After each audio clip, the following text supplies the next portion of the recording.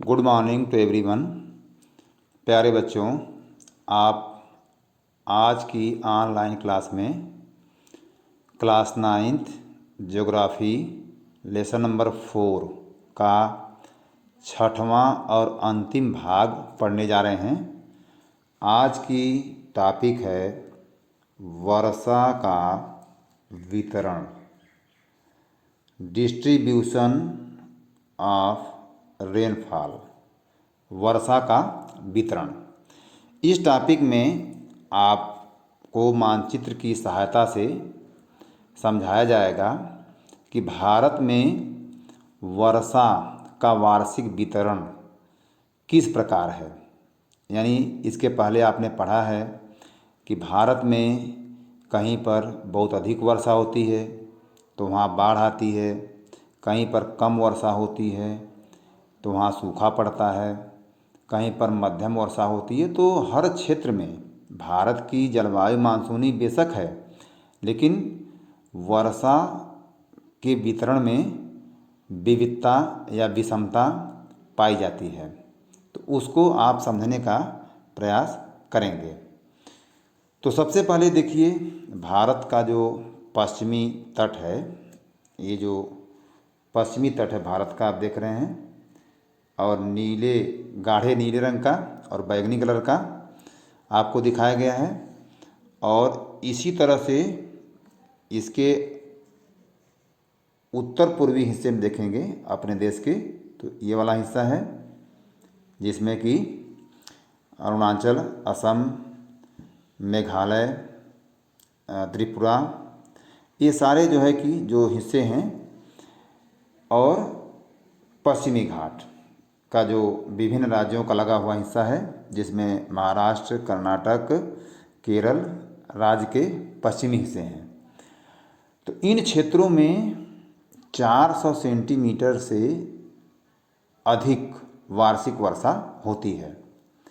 लेकिन दूसरी तरफ आप देखेंगे कि जो पश्चिमी राजस्थान है, जो आप देख रहे हैं, पश्चिमी राजस्थान का हिस्सा है, ये पश्चिमी राजस्थान, और इससे सटे पंजाब, हरियाणा एवं गुजरात, इसके जस्ट उत्तर में ही आप देखेंगे इधर,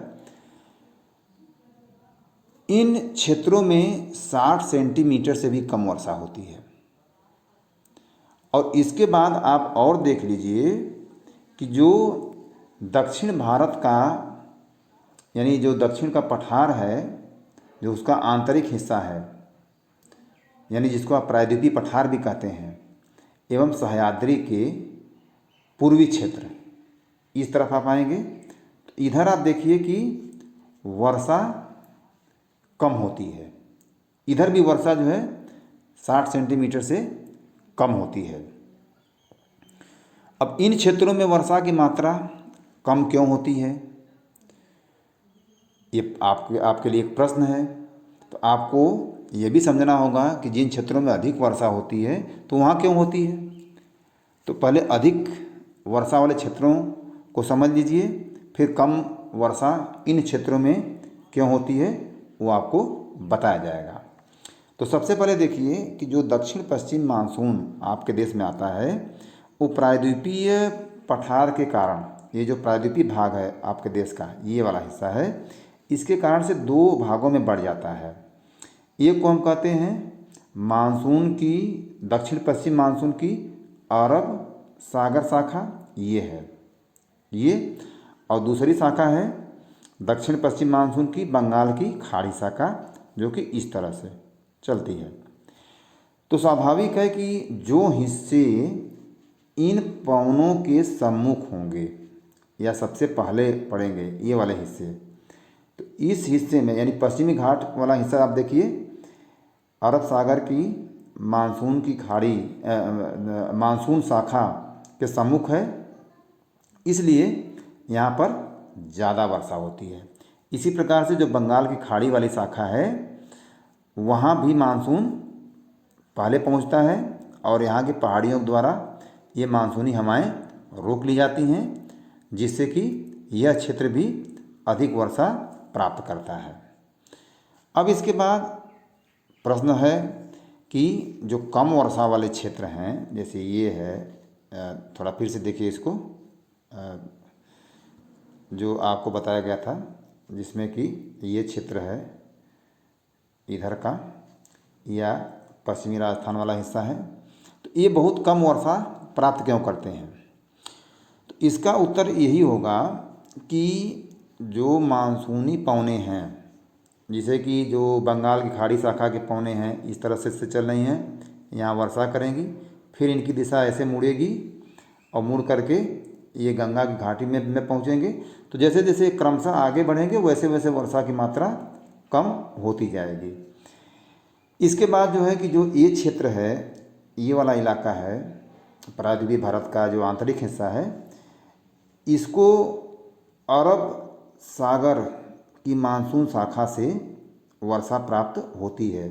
तो सबसे पहले जो पश्चिमी घाट है वहाँ वर्षा हो जाएगी, फिर आगे जब पवने बढ़ेंगे तो शुष्क हो जाती हैं। तो ये लीवार्ड साइड एरिया है, इसको लीवार्ड साइड कहते हैं, पवना विमुख ढाल कहते हैं।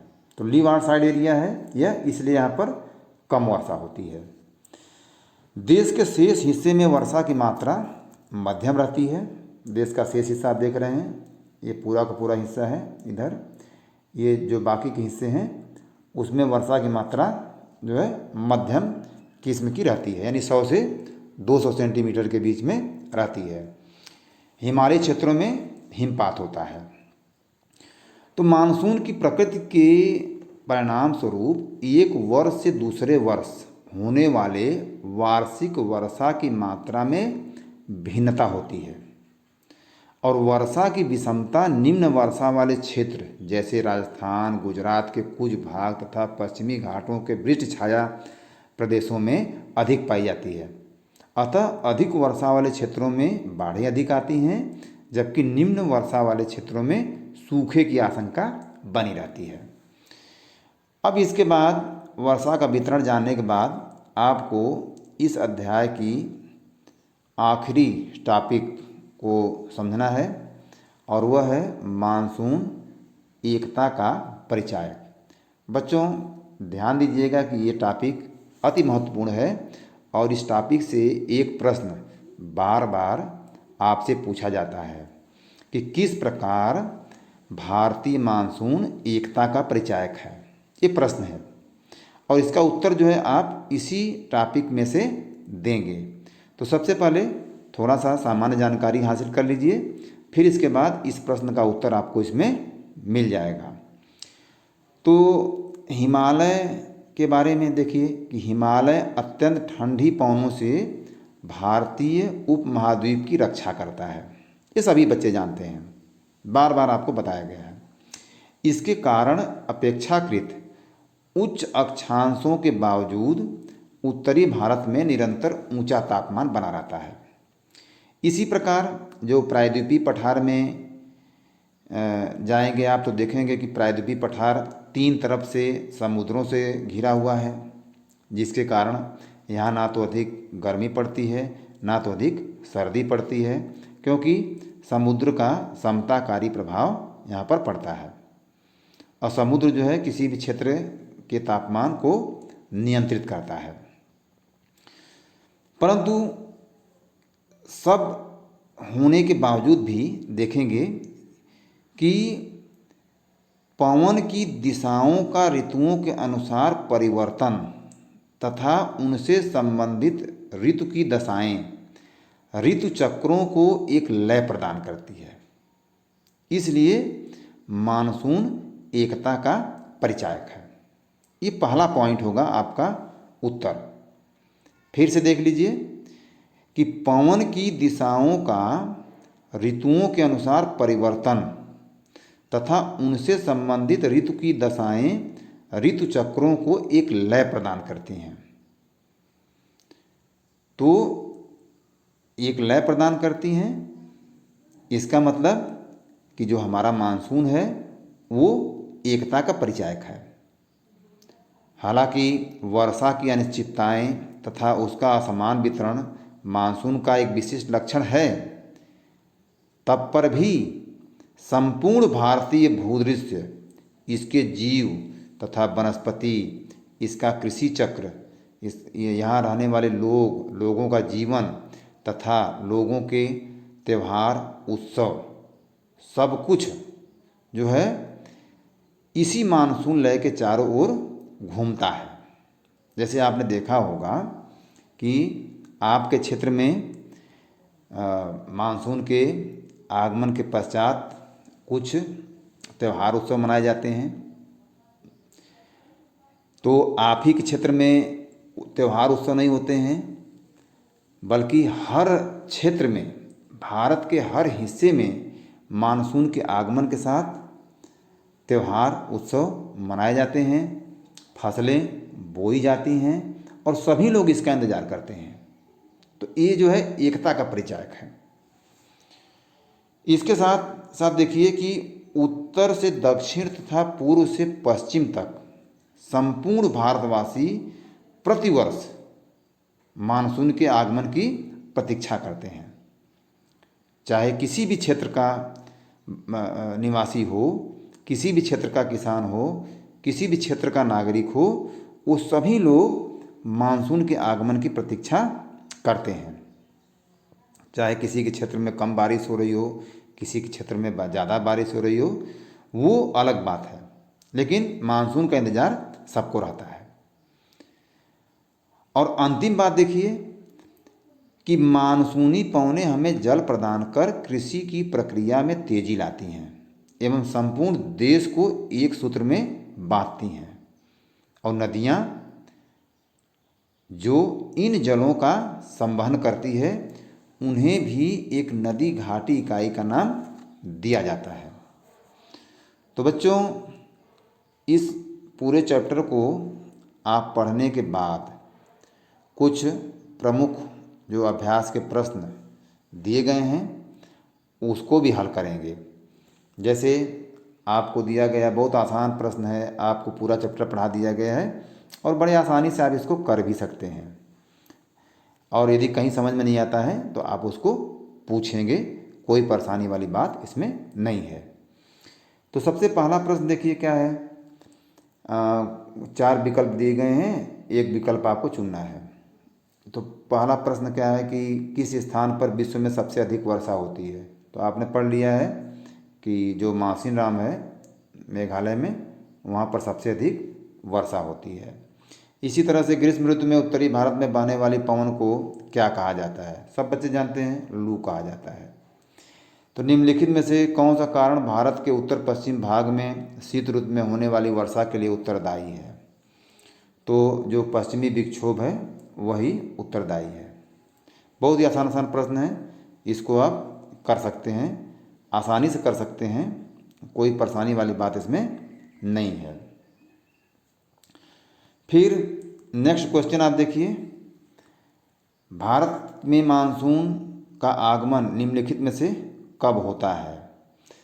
तो भारत में ये प्रश्न है, मानसून का आगमन आप जानते हैं कि जो मानसून का मौसम है जिसको आप वर्षा ऋतु कहते हैं, वह जून से सितंबर तक का है।